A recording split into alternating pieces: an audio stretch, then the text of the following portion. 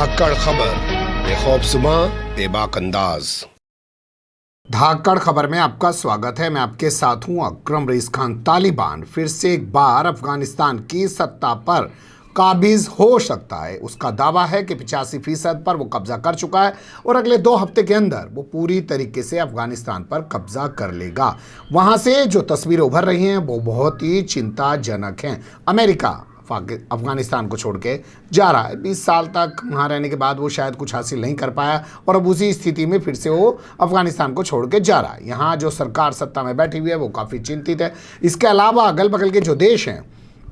वो भी तालिबान के बढ़ते हुए वर्चस्व से चिंतित हैं। लेकिन कहीं खबर यह आ रही है कि रूस जो है वो तालिबान को बुला के बात कर रहा है, चाइना जो है वो तालिबान के साथ दोस्ती कर रहा है। तो इतनी तमाम खबरें चल रही हैं जिससे बहुत सारे सवाल जन्म ले रहे हैं। तो उन्हीं के आसपास अपनी बातचीत को रखने की कोशिश करेंगे और समझेंगे कि आखिर तालिबान के उभरने से क्या क्या परिस्थितियों का सामना करना पड़ सकता है और भारत के परिप्रेक्ष्य में तमाम चीज़ों पर गौर करेंगे। हमारे साथ इस पूरे इलाके पर नज़र रखने वाले और ब्लूमबर्ग न्यूज़ के एडिटर शहाबुद्दीन याकूब साहब जुड़ रहे हैं। एक लंबे अरसे के बाद वो फिर से आपको धाकड़ खबर पे नज़र आ रहे हैं। बहुत शुक्रिया सर वक्त देने के लिए।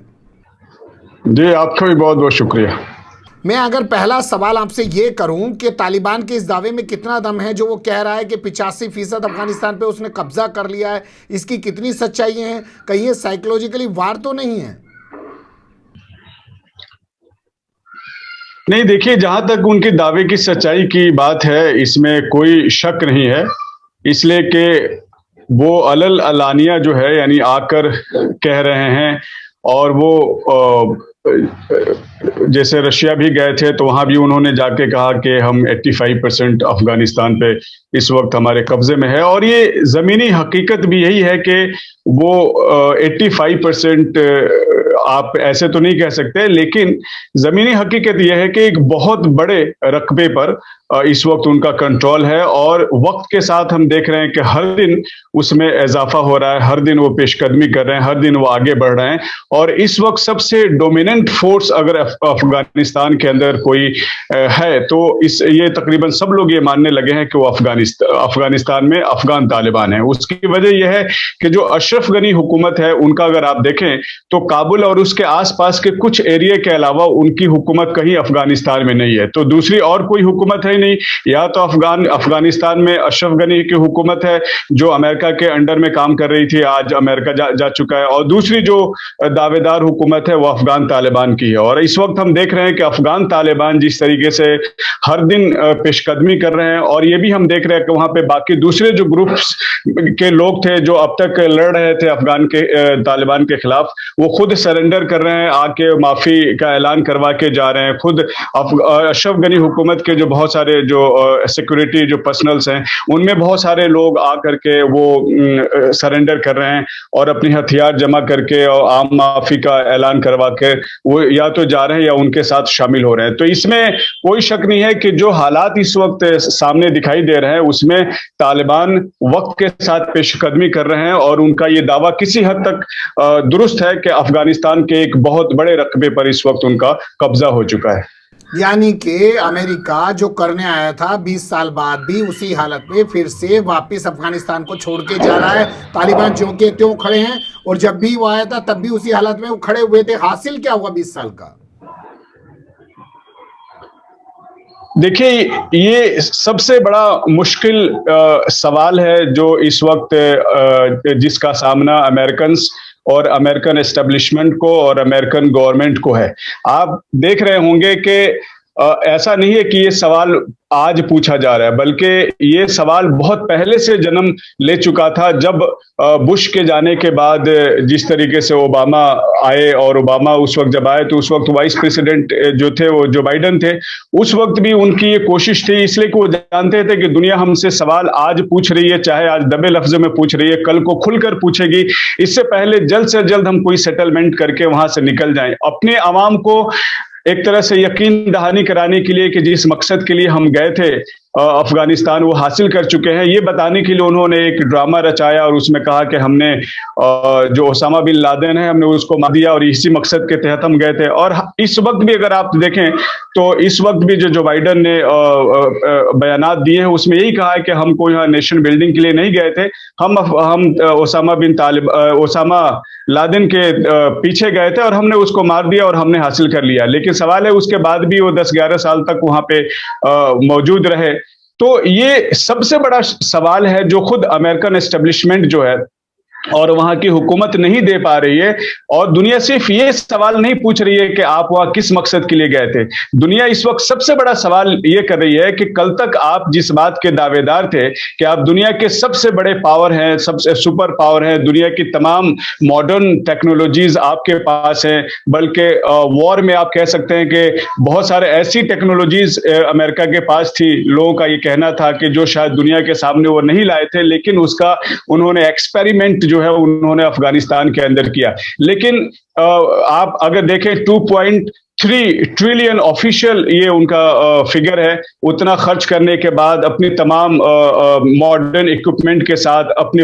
अच्छी खासी एक बड़ी तादाद फौजियों की कुर्बानी के बाद भी वो न सिर्फ ये है कि अपने मकसद में से एक भी हासिल नहीं कर सके, बल्कि खाली हाथ लौटे हैं और दुनिया में जो उनका एक स्टेटस था, एक रोब और दबदबा था, उसको भी उन्होंने गंवा दिया। तो ये एक सवाल ऐसा है कि जो सिर्फ आम आदमी नहीं बल्कि खुद अमेरिकन इस सवाल का जवाब नहीं दे पा रहे हैं। जो उनका स्टेटस पूरी दुनिया में था वो उन्होंने गवा दिया है, बल्कि अपनी आवाम के सामने भी आज उनको नज़र मिला के बात करने में दिक्कत हो सकती है, दुश्वारियाँ हो सकती है, वहाँ सवाल पूछे जाएंगे, वहाँ जिंदा कौमें रहती हैं। लेकिन मैं अब एक चीज़ यहाँ पे आपके ज़रिए समझना चाहता हूँ, क्या अमेरिका की वजह से, क्योंकि अमेरिका अपोजिट में है तालिबान के, इस वजह से चाइना तालिबान को ज़्यादा महत्ता दे रहा है, या इसलिए रूस जो है तालिबान को ज़्यादा महत्ता दे रहा है? क्योंकि जिस वक्त यहाँ पर जो पुराने ज़माने में जंग हुई थी तब तो तालिबान ये रूस से लड़ते थे, लेकिन रूस आज साथ खड़ा हुआ है। तो इसे कैसे देखते हैं कि रूस और चाइना तालिबान के साथ खड़े हुए दिखाई दे रहे हैं? नहीं, देखिए उसकी सिर्फ ये वजह नहीं है कि तालिबान अमेरिका के खिलाफ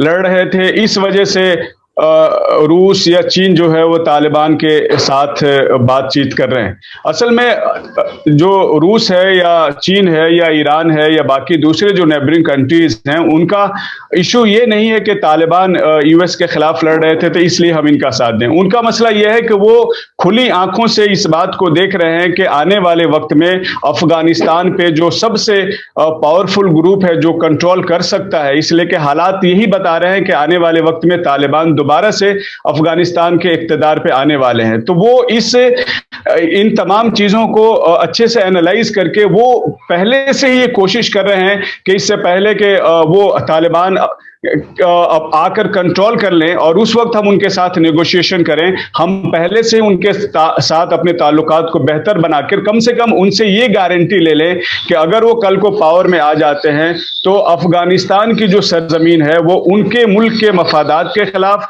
या उनके मुल्क में किसी भी तरह की इंसर्जेंसी के खिलाफ इस्तेमाल न वो खुद करेंगे न होने देंगे। और इसी वजह से वो इस बात से कि इसलिए वो तो देख रहे हैं कि जो यूएस है वो तो खुद खामोशी के साथ वापस चला गया, रात की तारीकी में चला गया, तो इस वक्त वो अपने मफादात को बेहतर तरीके से सिक्योर करने के लिए अफगान तालिबान के साथ डायलॉग कर रहे हैं। अपने मफादात के लिए ये तमाम मुल्क जो हैं तालिबान को महत्ता दे रहे हैं। लेकिन अब यहाँ सवाल कर लेते हैं तालिबान की महत्ता की। क्या तालिबान का यहाँ इस पूरे खित्ते में, इस पूरे क्षेत्र में उभरना हमारे लिए, यानी कि भारत के परिप्रेक्ष्य में अगर हम बात करें तो कितना बड़ा खतरा हो सकता है? पहले वो हमें लगता है जम्मू कश्मीर में डिस्टर्ब कर सकते हैं, जिस तरीके का उनका मिजाज है, जिस तरीके से वो काम करने के आदी रहे हैं, और उसी तमाम चीज़ों को देखते हुए लगता है हमारी सरकार एक्शन में आ गई है और वहाँ से कंधार से कुछ लोगों को वापस भी बुला लिया गया है। देखिए, इस वक्त जो दुनिया में जो बहुत सारे जो एनालिस्ट हैं जो इस बात पे तज्जिया कर रहे हैं या एनालिसिस कर रहे हैं कि अगर अफगानिस्तान में अफगान तालिबान आते हैं तो उससे दुनिया के अमन को क्या खतरा लाक होगा, या जो नेबरिंग कंट्रीज हैं वहाँ क्या इश्यूज पैदा हो सकती हैं। तो ये बहुत सारे लोगों का मानना ये है कि अफगान तालिबान पिछले 20 साल के अंदर, चूंकि इंटरनेशनल कम्युनिटी में खासतौर से अमेरिका के साथ जिस तरह वो डायलॉग में एंगेज रहे और बहुत सारी चीज़ों का उनको सामना हुआ, तो उससे उन्होंने बहुत सारी चीज़ें सीखी हैं। और पहले शुरू में जिस तरीके से वो जब आए थे और उस वक्त जो बहुत सारी गलतियां उन्होंने की और वो उन गलतियों की वजह से उनकी इमेज खराब हुई, उसको वो किसी तरह से सुधारने की भी कोशिश कर रहे हैं। तो एक तो पहली बात तो यह है कि वो बहुत संभल संभल कर खुद कदम उठा रहे हैं कि ताकि कोई ऐसा सबूत, कोई ऐसी बात आवाम के सामने ना आए कि जिससे फर्दर उनकी इमेज डैमेज हो या खराब हो और लोग उनको शक की निगाह से देखें। तो एक तो ये खुद वो अपने आप को लेकर बहुत ही कॉन्शियस हैं कि हम, चूंकि उनका मकसद जो है वो अफगानिस्तान पे कंट्रोल करना और वहां पे रूल करना है, अपनी आवाम के लिए बेहतरी लाना है और अपनी आवाम को भी यकीन दिलाना है कि हम ही हैं वो लोग जो यहाँ पीस ला सकते हैं, जो अमन ला सकते हैं, और हम ही वो हैं जो फॉरेन जो ऑक्युपायर्स थे उनके खिलाफ हम लड़ते रहे। अब सवाल, जैसे आपने ये कहा कि क्या हो सकता है, तो पहली चीज ये है कि बहुत से लोग ये कह रहे हैं कि अफगान तालिबान ने सबसे बड़ी चीज जो सीखी है वही है वो ईरान से सीखे। इसलिए कि जब ईरान में 1979 में जब खुमैनी इनकलाब आया तो उस वक्त जो सबसे बड़ा कंफ्यूजन मुस्लिम वर्ल्ड में हुआ वो ये है कि उनका नारा ये था कि वो सिर्फ ईरान की सरहद के अंदर इस्लामी हुकूमत नहीं लाना चाहते बल्कि बाकी मुस्लिम कंट्रीज के अंदर भी लाना चाहते हैं, और इस नजरिए को उन्होंने एक्सपोर्ट किया और उसकी वजह से ईरान के ताल्लुकात बाकी मुस्लिम दुनिया में जो भी बड़े मुल्क से थे उनके साथ उनके ताल्लुकात खराब हो गए। खुद उनके अपने जो नेबरिंग कंट्री जैसे इराक था उनके साथ इश्यूज पैदा हो गए और बहुत सारे मुस्लिम कंट्रीज के अंदर एक खौफ पैदा हो गया। तो लोग ये कह रहे हैं कि तालिबान चूंकि इस बात को अच्छी तरह समझ गए हैं या उनको समझाया गया है तो इसलिए उनकी कोशिश ये है और वो बार बार ये कह रहे हैं कि भाई देखिए, हम सिर्फ अफगानिस्तान के अंदर इस्लामी हुकूमत कायम करेंगे और कोई भी अगर दूसरा मुल्क है वहां पे ना हम अपने आइडिया को एक्सपोर्ट करेंगे, ना हम वहां किसी ऐसी तहरीक की मदद करेंगे, ना हम उनको किसी तरह की हौसला अफजाई करेंगे। इसलिए मैं कह रहा हूं कि चीन उनके साथ जो डायलॉग कर रहा है, और चीन के लिए जो सबसे बड़ा इशू और कंसर्न है वही है कि शिनजियांग जो उनका सूबा है जहां पे मुसलमानों की एक बड़ी तादाद है, वहां ऑलरेडी इंसर्जेंसी जैसे उनके अकॉर्डिंग चल रही है। तो उनको भी ये डर है कि अफगानिस्तान में तालिबान की वजह से ऐसा ना हो कि उनके सूबे में हो, और वो बार बार जो उनकी दरमियान बातचीत हो रही है उसमें चीन भी यही कह रहा है कि भाई आप हमसे इस बात की यकीन दहानी कराएं कि आप जो है किसी भी ऐसे ग्रुप को आप चीन में दाखिल नहीं होने देंगे, अपनी सरजमीन से न ऑपरेट करने देंगे। तो इससे मुझे लगता है कि ये जो हमारा खदशा है या ये जो एक खौफ पैदा करने की कोशिश की जा रही है कि अफगानिस्तान में अगर अफगान तालिबान आ जाएंगे तो उससे तमाम चारों तरफ एक बेअमनी की कैफियत पैदा हो जाएगी। मुझे लग रहा है कि अब वो काफी मैच्योर लोग हो चुके हैं। आपने कहा कि वो काफ़ी मैच्योर हो चुके हैं और इसलिए वो अब तमाम अपने कदम फूक फूक के रखेंगे, लेकिन आपने जिक्र छेड़ा शिनजियांग का तो उसको लेके बात कर लेते हैं। शिनजियांग के मुसलमानों के साथ चीन जो कुछ कर रहा है उसको लेकर पाकिस्तान नहीं बोलता है। अब ये अफगानिस्तान वाले जो तालिबान हैं, जो रात दिन कहते थे कुरान और हदीस की बातें करते थे, वो भी बोलने से इनकार कर रहे हैं, कह रहे हैं अपने यहाँ पनाह नहीं देंगे, उनकी बात नहीं करेंगे। तो क्या सिर्फ सत्ता के लिए लड़ाई लड़ रहा था तालिबान, जो अभी तक वो एक आडंबर रचा रहा था कि हम जो है मुसलमानों पे जुल्म हो रहा है उसकी एक आवाज़ बनने की कोशिश करेंगे, उनको निजात दिलाने की कोशिश करेंगे, वो छोड़ दिया उन्होंने? वो भी अब सिर्फ धंधा और सरकार चाहते हैं? नहीं, देखिए ये तो उनके बिहाफ पे मैं ये बात नहीं कह सकता कि वो क्या चाहते हैं, वो सत्ता चाहते हैं या वो क्या चाहते हैं, लेकिन मैं जिस नजरिए के तहत वो बात कर रहे हैं, आप देखिए कि इस वक्त जो है इंटरनेशनल जो कम्युनिटी है वो कुछ रूल्स हैं इंटरनेशनल जिसको फॉलो करना हर किसी के लिए जरूरी है। वो ये है कि आपका मुल्क उसकी एक सरहद है और उस सरहद के अंदर आपकी हुकूमत है। आप अपनी सरहद के अंदर बैठकर दूसरे मुल्क में क्या हो रहा है इसका फैसला आप नहीं करेंगे, बल्कि उस मुल्क के जो हुक्मरान हैं या जो रूलिंग तबका है या जो वहां की आवाम है, ये हक उसका है। तो मैं समझता हूं कि ऐसा नहीं है कि अफगान तालिबान इस बात को अगर नहीं समझेंगे तो आइंदा नुकसान उठाएंगे, लेकिन मुझे ये लगता है कि शायद उनको कहीं ना कहीं ये बात समझ में आ गई है कि वो पूरी दुनिया के ठेकेदार नहीं है। वो सिर्फ इस बात पे तो वो कह सकते हैं कि हम अफगानिस्तान की लड़ाई लड़ रहे हैं और हम अफगानिस्तान में कल को हुकूमत में आएंगे तो अपनी मर्जी की हुकूमत चलाएंगे, यहां तक तो उनकी बात ठीक है। लेकिन अगर वो ये कहेंगे नहीं मैं फला कंट्री में जाऊंगा और वहां पे मुसलमान है इसलिए मैं वहां भी एक शरीयत का निजाम लाने की कोशिश करूंगा, तो मैं समझता हूं कि ये खुद इंटरनेशनल कम्युनिटी के जो इस वक्त रूल्स हैं या गाइडलाइंस हैं या जो है उसका वायलेशन होगा, और वैसी सूरत में उनको पता है कि पूरी दुनिया से जो रिएक्शन आएगा वो उसको बर्दाश्त नहीं कर सकते। तो मुझे लगता है कि इस वक्त शायद कहीं ना कहीं इस बात को वो समझ रहे हैं। बिल्कुल ठीक आप कह रहे हैं कि पूरी दुनिया से जिस तरीके का रिएक्शन आएगा उसको बर्दाश्त नहीं कर पाएंगे, और अब सिर्फ सत्ता करना है। बहुत लड़ लिए, इतना लड़ के हासिल क्या हुआ, आखिर कुछ दिन सत्ता का भी मजा लिया जाए। अब बात करते हैं थोड़ी पाकिस्तान को लेकर। जिस वक्त पाकिस्तान में 3 साल पहले प्रधानमंत्री बने इमरान खान, तो उसी के बाद से चर्चाएं तेज होने लगी थी कि वो तालिबान को सपोर्ट करते हैं या तालिबान उनको सपोर्ट करता है, और वो चाहेंगे कि तालिबान फिर से एक बार अफगानिस्तान में मजबूत हो जाए। तो क्या ऐसी स्थिति उभर रही है? तालिबान वाकई में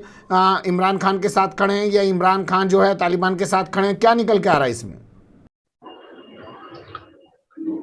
देखिए, इस वक्त जो जमीनी सूरत हाल है, आपने देखा होगा कि अमेरिका ने पाकिस्तान की गवर्नमेंट से सिविलियन भी और जो दूसरी जो गवर्नमेंट है, यानी आप कह सकते हैं उनकी फौजी जो एक तरह से लीडरशिप है, दोनों से उन्होंने बार बार ये कहा कि आप हमें अपना एयर बेस दें, ताकि अफगानिस्तान से निकलने की सूरत में हम वहां पे अपनी मौजूदगी से इस बात को यकीनी बना सकें कि ऐसे एलिमेंट्स ऑपरेट नहीं करेंगे जिससे दूसरों को नुकसान पहुंच सकता है। लेकिन उन्होंने बिल्कुल ही मना कर दिया, यानी कि वहां की जो फौजी लीडरशिप है वो उसने भी, और जो सिविलियन लीडरशिप है यानी इमरान खान की जो क़यादत में जो हुकूमत चल रही है, दोनों ने ही अमेरिका को किसी भी तरह के एयरबेस देने से साफ इनकार कर दिया। तो पहली चीज तो ये है, इससे खुद ये जाहिर होता है कि वो कहीं ना कहीं पाकिस्तान भी इस बात को अच्छी तरह समझ रहा है कि अब आने वाले वक्त में चूंकि तालिबान ही अफगानिस्तान को कंट्रोल करेंगे, तो अफगानिस्तान में तालिबान के खिलाफ जाकर अपने मुल्क के लिए मसाइल पैदा करना उनके लिए शायद बेहतर नहीं है। तो इस हिकमत अमली को हो सकता है को मद्देनजर रखते हुए आगे बढ़ रहा हूं। दूसरी बात यह है कि अगर आप खुद इमरान खान के अगर बहुत सारे बयानात को अगर आप देखेंगे तो उसमें आपको बहुत सी ऐसी बातें मिलेंगी जिसकी बुनियाद पे आप एक शख्स कह सकता है कि भाई ये तो खुद ही तालिबान की जबान बोल रहे हैं। तो उसकी वजह यह है कि देखिए, पाकिस्तान की जो जमीनी हकीकत है वो यह है कि पाकिस्तान में एक बहुत बड़ा तबका ऐसा मौजूद है जो तालिबान के साथ हर तरह की हमदर्दी रखता है, और सिर्फ हमदर्दी नहीं रखता बल्कि वो इस बात के इंतजार में है कि कब अफगान तालिबान अफगानिस्तान का कंट्रोल अपने हाथ में लें, ताकि उसको बुनियाद बनाकर खुद वो अपने मुल्क के अंदर एक नए इनकलाब की दाग बेल डालें, और वो ये कोशिश करें कि यहां भी वही निजाम नाफिज हो जो अफगान तालिबान अफगानिस्तान में करेंगे। तो इस वजह से चूंकि पाकिस्तान की जो सोसाइटी है, वहां पे जो रिलीजियस जो कम्युनिटी जिस तरह से स्ट्रांग है, वहां पे इमरान खान भी उसको नजरअंदाज नहीं कर सकते। और ये सिर्फ इमरान खान की बस की बात नहीं है, बल्कि अगर आप भुट्टो से लेके और जनरल ज़ियाउल हक से लेके और बाद तक जो लोग भी आए, आप सबकी मजबूरी देखेंगे, कहीं ना कहीं वो इस्लामी शरीयत लाने की बात करते हैं या उसके कुछ शिक को नाफिज करने की बात करते हैं। तो ये उस इलाके की एक हकीकत है, और मैं समझता हूं कि तालिबान को कि जो आने वाले वक्त में तालिबान का जो कंट्रोल है उससे ये तमाम ममालिक अच्छी तरह वाकिफ हैं, और कहीं ना कहीं उसके साथ अपने आवाम के जज्बात को भी नुमाइंदगी करने की कोशिश कर रहे हैं। अब एक आखिरी सवाल के जरिए मैं समझना चाहता हूँ, तालिबान सत्ता पे पूरी तरह काबिज होने के लिए, अफगानिस्तान की सत्ता पे पूरी तरह काबिज होने के लिए क्या एक खूनी संघर्ष करेगा, या जैसे हामिद करजई का बयान आया, उन्होंने कहा कि बैठ के सरकार से बात करनी चाहिए क्योंकि अमेरिका तो कोई निगोशिएशन कराया नहीं है, वो तो छोड़ के ऐसे ही भाग गया है। तो क्या भयानक हालात अफगानिस्तान में देखने को मिलेंगे, या प्यार से सत्ता परिवर्तन वहां पे हो सकता है? नहीं, संघर्ष तो जारी है, यानी ऐसा नहीं है कि संघर्ष होगा, यानी जंग जारी है। आप देख रहे हैं कि इधर से भी हमले हो रहे हैं, उधर से भी हमले हो रहे हैं, जाने जा रही हैं, तो ये तो जारी है। अभी देखना ये होगा कि आगे जीत किसकी होती है। तो जीत के अगर इम्कान की अगर आप बात करें तो ये साफ दिखाई दे रहा है कि अमेरिका जिस तरीके से रात के अंधेरे में वहां से निकला, और खुद अफगान जो इस वक्त की अशरफ गनी हुकूमत है उनको भी उन्होंने कॉन्फिडेंस में नहीं लिया। एयर बेस जो था बगराम एयर बेस, कम से कम वो अफगान नेशनल आर्मी को वो दिन के उजाले में सौंप कर जाते और एक ऐसी फजा पैदा करके जाते कि जो लोग कम से कम इस वक्त अशरफ गनी हुकूमत के साथ हैं उनके अंदर एक कॉन्फिडेंस होता। तो उन्होंने खुद इस अंदाज से वो गए कि इनका जो भी कॉन्फिडेंस था इसको भी उन्होंने एक तरीके से समझिए कि खत्म कर दिया। तो ऐसी सूरत में अशरफ गनी अपने चंद कैबिनेट मिनिस्टर के साथ या दोस्तों के साथ जाहिर बात है वहां पे कितने दिन तक सरवाइव करेंगे। इसलिए कि हम ये देख रहे हैं कि खुद उनकी जो अपनी मिलिट्री है, उनकी जो आर्मी है या नेशनल अफगान नेशनल जो आर्मी है, इनमें इनके जो नौजवान हैं इनके अंदर लड़ने का या फाइटिंग स्पिरिट उस तरह नजर नहीं आ रही है जिस तरीके से अफगान तालिबान के अंदर है। तो उनमें एक बड़ा तबका ये भी है जो आकर इनके सामने इनसे मिलने की कोशिश कर रहा है। तो हाँ जी, कुल मिला के बात यह है कि खूनी संघर्ष होगा, उसी के बाद लगता है तालिबान अफगानिस्तान की सत्ता पर काबिज हो पाएंगे। अब ये अलग बात है क्या उसके हाँ, इसमें एक चीज मैं आप एक चीज मैं ऐड कर देता हूं, इसमें एक चीज ऐड कर देता हूं कि इसमें जो इस बार जो थोड़ा सा डिफरेंस हमें नजर आ रहा है वो ये है कि अफगान तालिबान ने अपनी हिकमत अमली में, अपनी स्ट्रेटेजी में इतना बदलाव किया है कि पहले वो सिर्फ वही हर एक चीज में दावेदार थे हर एक चीज का। यानी कि अफगान जो तालिबान है इनकी बहुत बड़ा परसेंटेज जो है वो पश्तून है, लेकिन पहले तो 90% के आसपास इन्हीं का था, उससे भी ज्यादा था। लेकिन इस बार इन्होंने क्या कि जो बाकी जो एथनिक ग्रुप्स हैं जिसमें उज़्बेक हैं, ताजिक हैं, पश्तून हैं, हजारा हैं, पश्तो हैं या तुर्कमानी हैं, तो इन सब लोगों को उनके जो भी परसेंटेज है उसके हिसाब से इन्होंने अपनी फौज के अंदर भी और बाकी जिन इलाकों पे ये कब्जा कर रहे हैं वहां भी इनको एक तरह से रिप्रेजेंटेशन देने या पावर शेयरिंग के साथ उनको आगे बढ़ने की एक कोशिश है, जिससे कहा यह जा रहा है कि जिस बात का ये इम्कान बार बार जाहिर किया जा रहा है कि वहां पे कोई बहुत बड़ा सिविल वॉर हो जाएगा और खूनी खेल हो जाएगा, वो उसका इम्कान बहुत ज्यादा नहीं है। हाँ, ये होगा कि अशरफ गनी हुकूमत और तालिबान इनके दरमियान हो सकता है कि एक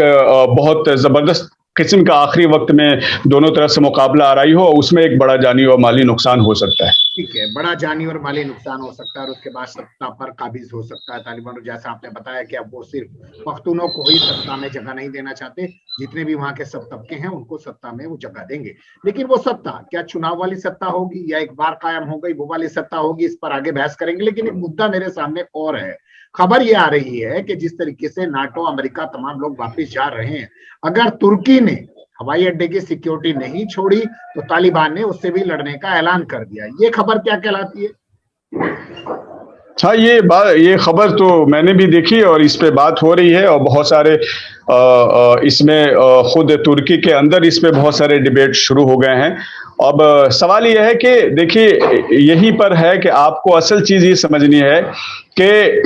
जो तुर्की के जो प्रेसिडेंट हैं रजब तैयब अर्दोगान, जिस तरीके से कल तक उन्होंने जो अपनी एक तरह से इमेज बनाई थी और जो पोस्चरिंग कर रहे थे, आज वो उसके बिलमुकाबिल खड़े हैं। यानी कि अफगान तालिबान के बिलमुकाबिल वो खड़े हो रहे हैं। तो उसकी वजह क्या है? उसकी असल वजह है अब क्यों कर रहे हैं, क्या है? हो सकता है चूंकि वो नेटो के मेंबर हैं और नेटो के मेंबर होते हुए अगर उनको कोई जिम्मेदारी नेटो देता है तो उनके टर्म एंड कंडीशंस के मुताबिक कहा जाता है कि वो फिर कोई भी कंट्री जो उनका मेंबर है वो उसे पीछे नहीं हट सकता कि साहब मैं नहीं करूंगा या ऐसा वैसा। अगर आप मेंबर हैं तो आप इसलिए मेंबर हैं कि जो आपको जिम्मेदारी दी जाएगी आपको करना है। तो एक तो ये उनकी मजबूरी है कि चूंकि नेटो भी उनसे तकाजा कर रहा है, अमेरिका भी तकाजा कर रहा है कि भाई आप मुस्लिम कंट्री होने की वजह से आपके लिए बेहतर यह है कि आप वहां जाके काबुल एयरपोर्ट की सिक्योरिटी की जिम्मेदारी लें। लेकिन चूंकि तुर्की को ये पता है कि रेजिस्टेंस बहुत ज्यादा है, खुद उनकी कंट्री में भी इस पे बात हो रही है, बाकी दूसरी मुस्लिम कंट्री जैसे खासतौर से आप कह सकते हैं कि पाकिस्तान में भी रेजिस्टेंस उनके खिलाफ आ रहा है, अफगानिस्तान के अंदर आ रहा है। लेकिन असल जो बुनियादी चीज है वो ये है कि अफगान तालिबान जब अफगानिस्तान के अंदर मुकम्मल तौर से कंट्रोल हासिल कर लेंगे तो एक बड़ा नुकसान रजब तैयब अर्दगान का पर्सनल होने जा रहा है। उसकी वजह यह है कि रजब तैयब अर्दगान जो है खुद अमीरुल मोमिनीन बनने की कोशिश में लगे हुए थे और उनको लग रहा था कि एक नया जो खिलाफत उनसे छीन ली गई थी उसको वो बहाल कर लेंगे आने वाले कुछ सालों के अंदर और फिर वो बाकी इलाके को भी अपने अंडर लेकर आएंगे और मुसलमानों की लीडरशिप जो है वो उनके पास आ जाएगी। लेकिन उन्होंने देखा कि 20 साल से जो वो मेहनत कर रहे थे, अचानक ऑल ऑफ सडन ये लगा कि जिस तरीके से अफगान तालिबान वहां पे हुकूमत पे आ जाएंगे, और जिस तरीके से, चूंकि तुर्की में कोई इस्लामी निज़ाम वहां पे नाफिज नहीं है, या वहां पे कोई शरीयत का निज़ाम नहीं है, बल्कि एक सेकुलर और एक डेमोक्रेटिक वहां पे सेटअप है। लेकिन ये तो दावे के साथ आ रहे हैं कि भाई हम मुकम्मल जो इस्लामी निज़ाम है उसको नाफिज करेंगे। ऐसी सूरत में दुनिया के जो बाकी मुस्लिम कंट्रीज हैं और वहां पे जो मुस्लिम आबादी है, उनकी कहीं ना कहीं जब अगर वो कल को अफगान तालिबान अपने दावे में कामयाब होते हैं, और जिस तरीके से इस वक्त उनकी इमेज है उसके बरअक्स अगर वो सचमुच इस्लाम को कायम करते हैं, सबको अमन देते हैं, सबके लिए बेहतर काम करते हैं, और वहां से ये लगता है कि हाँ, ये जो दावे कर रहे थे इस वक्त इसमें अब ये बिल्कुल सच्चे और खरे उतर रहे हैं। तो ऐसी सूरत में तुर्की के जो रजब तैयब अर्दगान है, उनका जो एक ख्वाब था कल को अमीरुल मोमिनीन बनने का, उस पर पानी फिरता नजर आ रहा है। तो शायद इस वजह से वो बौखलाहट के शिकार हैं। ठीक है, बिल्कुल सही आपने बताया। हो सकता है ये भी वजह, और हो सकता है बहुत सारी और भी वजह हों, लेकिन कुल मिला के वजह जो है